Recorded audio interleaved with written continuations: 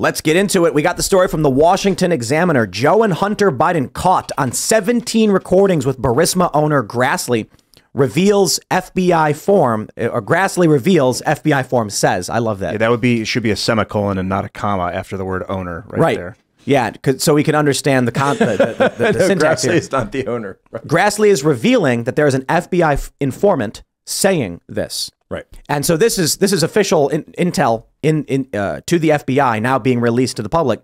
A top Senate Republican revealed Monday that an FBI informant said the Ukrainian oligarch involved in an alleged criminal bribery scheme with Joe and Hunter Biden also claimed to have 17 recordings of his conversations with the president and his son. Grassley revealed on the Senate floor that a largely unredacted version of the Bureau's FD 1023 confidential human source form said that the foreign national who allegedly bribed Joe and Hunter Biden allegedly has audio recordings of his conversations with them, 17 such recordings. I want to pause right now and say, okay, the bribery thing is really interesting. But what we can't say for sure is that Joe Biden admitted publicly on camera that he threatened to illegally withhold congressionally approved loan guarantees to Ukraine unless they fired a prosecutor. As we now know, that prosecutor was investigating Burisma. So here we are. I guess and correct me if I'm wrong, Jack, the bribery was that they went to Joe and said, get the prosecutor fired. Well, and to be clear, the investigation was, so the guy's name is Mykola Zlochevsky. And so Zlochevsky is the oligarch who was in control of Burisma. He was under investigation domestically in Ukraine. And by the way, yes, the same Ukraine that has the war, that's been on fire, that's seems like dominates all of the conversation over the last 6 years, when prior to the last 6 years, I don't even know the last time any of us even talked about Ukraine, right? Trump's impeachment, the war, the coup in 2014, suddenly Ukraine is like everywhere. He was under investigation for bribery inside Ukraine.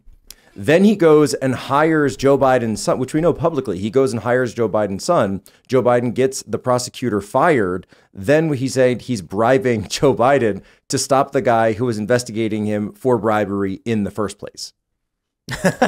Okay. So Zlochevsky is this post oligarch that's in control of Burisma. Yes. He's the guy that hired Hunter Biden. Yes. And then he bribed Joe Biden to stop to get a prosecutor fired to stop investigating his company. Well, so and according to these reports, it seems as though the hiring of Hunter Biden coincided with, and again, based on the report, I interviewed Marjorie Taylor Greene, who has seen a copy of the report. She also gave me some more information stating that this confidential human source, this or CHS, as they say in the parlance, is someone who was one of their most highly credible. This isn't just some walk-in, some random guy like, hey, I heard about Joe Biden and the, by the way, so there's a whole process. And I remember even when I was an intel agent, or intel officer, that there's this question of, well, how do you know that the source knows? Well, you're constantly vetting placement and access. You're constantly vetting credibility. You can go back and check, did a person actually go to this place where they said they were? Can you geo-track them, et cetera, et cetera. So there's a huge process that the FBI is running on this person to make sure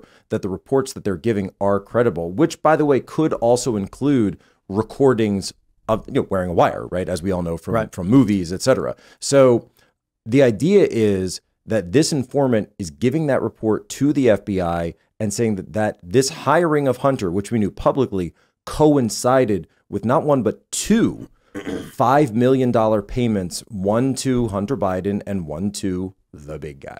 So these recordings, how many? Through shell companies. How many of the recordings were Biden, and how many were Joe, and how many were Hunter? 2 Joe, 15 Hunter. That makes sense to me because, Hunter's the one who's actually working in Burisma. He's there. Right. Probably having a lot of conversations. Check this out. They say the Examiner says sources previously told the Washington Examiner that the Burisma owner discussed an alleged bribe of $5 million to Joe Biden and of $5 million to Hunter Biden, according to the paid FBI informant, who said he heard this from Zlochevsky. The sources said Zlochevsky said he believed it would be difficult to unravel the alleged bribery scheme for at least 10 years because of the number of bank accounts involved. There's clever ways they can run this. They could do something like, look, I've got a company in this country that runs a couple subsidiaries that harvest wheat. we'll have those companies hire you as a consultant through your investment firm so it looks clean and on the level. That's how they play this game. Then you get like multiple bank accounts involved where money's being transferred all around, and then you've got to prove the transfers were specifically for the bribe. So it's very difficult unless you have them on audio tape talking about what they're doing and how they're doing it. Well, also, unless you're the FBI, which literally exists to, I mean, the FBI has agents that are specifically tasked with working with the U.S. Treasury Department to actually go after and unravel those very same shell games that you're talking about. And so what's so shocking to me is that we're seeing now, there, even in the report, Grassley alleges that when they first went to the FBI and asked to see the Hunter Biden file, that there were portions that were redacted relating to these audio files, that the FBI redacted that before they gave that report to Congress. Wow. So the FBI was actually trying to, now they're going to claim, right? Of course, the FBI will say, well, that's because of our informant. That's because it came from the informant. But here's the thing. You don't need to say that in the report that it came from an informant. You can just say the FBI has information. And the FBI, as we know, has multiple ways of receiving information. And so their redacting that clearly raises a huge red flag of all sorts of issues, not to mention separation of powers, not to mention the administrative state versus the elected representatives. And you really have to go back and say, look, I know a lot of people were, let's say, I'm trying to be nice here, skeptical or at least not sure of Kevin McCarthy, the House GOP in general. They said, are these guys actually going to do anything? Are we actually going to get information out? And I would say, look, I mean, say what you want about, certain fights, certain hills to die on, et cetera, that we would not have this information right now if the Bothans if the House GOP had not brought it to us. Tim, I know you got that reference. Well, one more time, I was reading a super chat. I said, shout out to all the Bothans who died to bring us this glorious spy network. Let me, I want to read this. This is a very important paragraph in the story. Trump and his Republican allies claim Joe Biden improperly used his position as vice president to pressure Ukraine to fire Shokin to protect his son from an investigation into Burisma. Democrats deny this and argue the focus on Burisma was part of an effort to dirty up Joe Biden. Well, hold on. Everything in that paragraph is true. I don't understand. This is the same. Keep in mind. Well, let me just to clarify. So when Trump and other Republicans investigate Joe Biden for overt and obvious corruption, it does in fact dirty him up in the election, and I'm sure that played a role in why they would do it. You mean kind of like arresting your leading opponent, for right? All they're doing is they're saying Democrats deny it, but argue a part of why they would do it. Which, okay, look. If you are running for office and you find out that your opponent is a criminal, you would absolutely be like, we must defeat this person because they're a criminal and we can't let them run this country.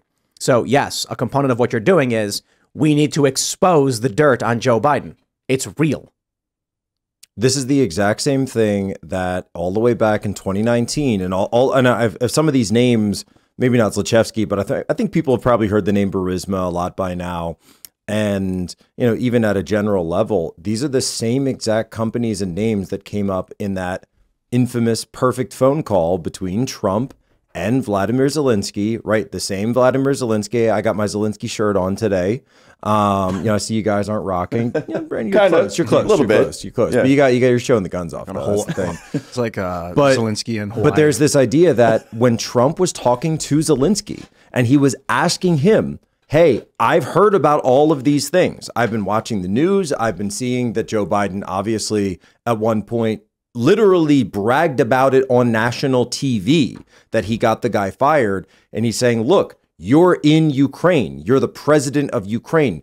Could you look into this? Could you make a few phone calls? Could you see what's going on? They impeached President Trump for just asking the question about this right here, which we now know. Keep in mind, Tim, that at the time that they did the impeachment, the FBI had all these reports on file, and not a single one of them came forward and said, well, actually, what President Trump is talking about is something that we have on file. Look, there is a criminal syndicate in the government.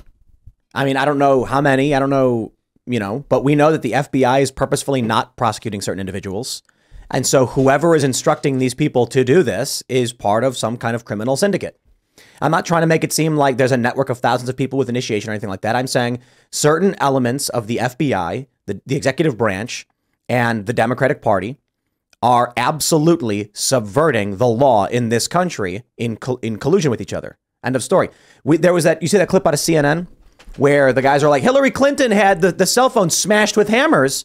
And then I think it was Alison Camerota. She's like, can we get a fact check on that? And the guy goes, yes, the Hillary team did have phones smashed with hammers and servers wiped. And she's like, oh. You mean like with a towel? Whoops.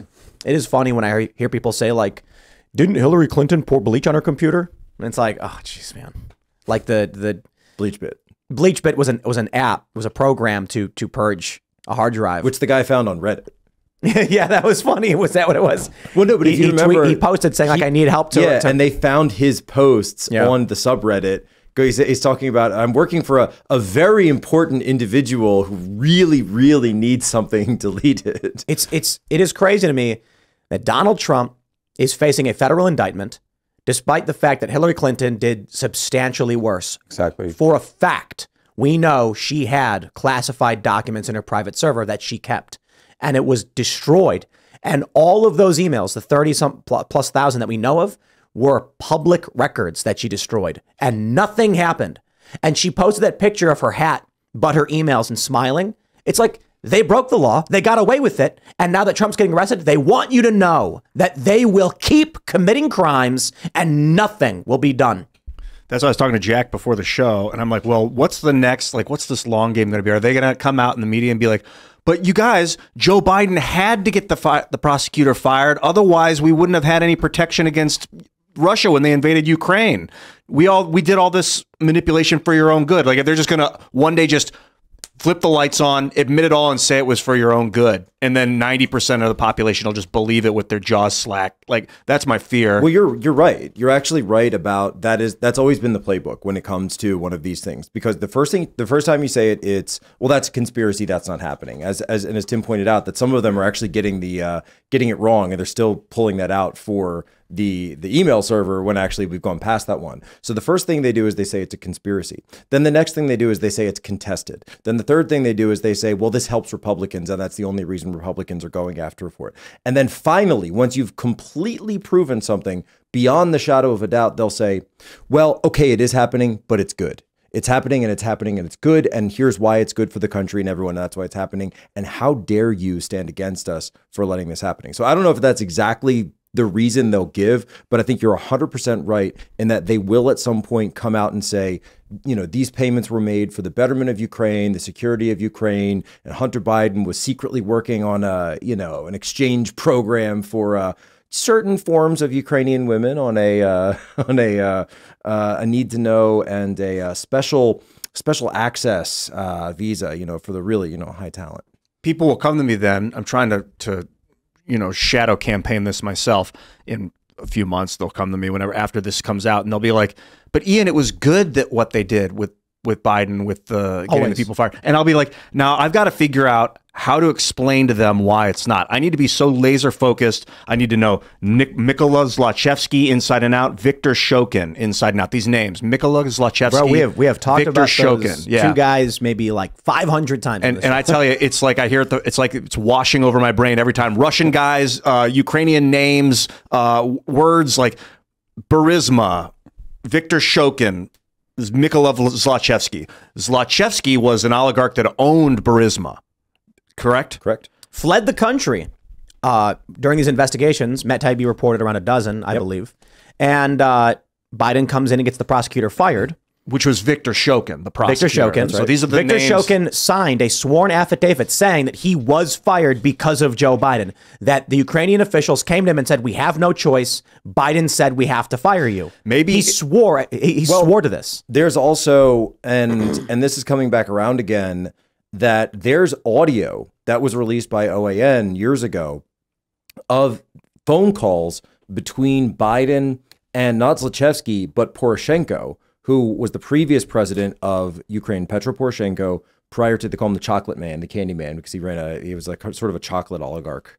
And he's still around, by the way. He's still a member of the parliament there. And he's the one who ran against Zelensky in 19. Anyway, in those calls, at one point, Poroshenko says to Biden, there is nothing that we have found that shows that Shokin is corrupt. Yeah. We have no information that says he's doing anything wrong. But if you want us to do this, we will do it. And Biden's pushing him, saying we need to do this. And there's a bank, and the Kolomoisky's bank needs to be taken care of, et cetera, et cetera. And what happens after the prosecutor is fired? Zlochevsky returns to Ukraine. And what happens after Donald Trump makes the infamous phone call? He flees once again. Mm-hmm. Once he knew, he's like, they're going to start looking into me again. And Joe Biden was like, we got someone in there who was good. Yeah, good. But then why did the guy flee? But what's the next step there is what did the oligarchs then do? So Kolomoisky is the other oligarch who's working with Zlochevsky at this point, has the bank, he's sort of the financial end, if you look at it that way. He has got the bank. Biden saying, I know this guy, he's kind of an a-hole, et cetera, but we got to deal with him. We got to deal with him. That was the bank that received the IMF money. So those oligarchs come in and say, look, we still got this problem with the presidency, et cetera, and now Trump's in, what do we do? So they say, what if we can bankroll our own president here in Ukraine? And that same oligarch ran a TV network. And on that TV network, they had a very popular TV show called Servant of the People, all about a teacher, like a public school teacher who essentially becomes the president. That actor was named Vladimir Zelensky. And those oligarchs then decided to put him up and bankroll him to become the new president of Ukraine in 2019. Did he have any political acumen before Zelensky? No. He was just an actor, and they were like, you're good enough. You have a good smile. It was a comedian and then an actor. And he played the president on TV, and they were like, works. Right. Wow. Let's jump to this next story. My point is, it was the same oligarchs that are being discussed on this phone call with Biden. Thanks for watching this clip from the Timcast IRL podcast. Hang out with us live Monday through Friday at 8 p.m. and become a member over at timcast.com for uncensored, members-only shows exclusive.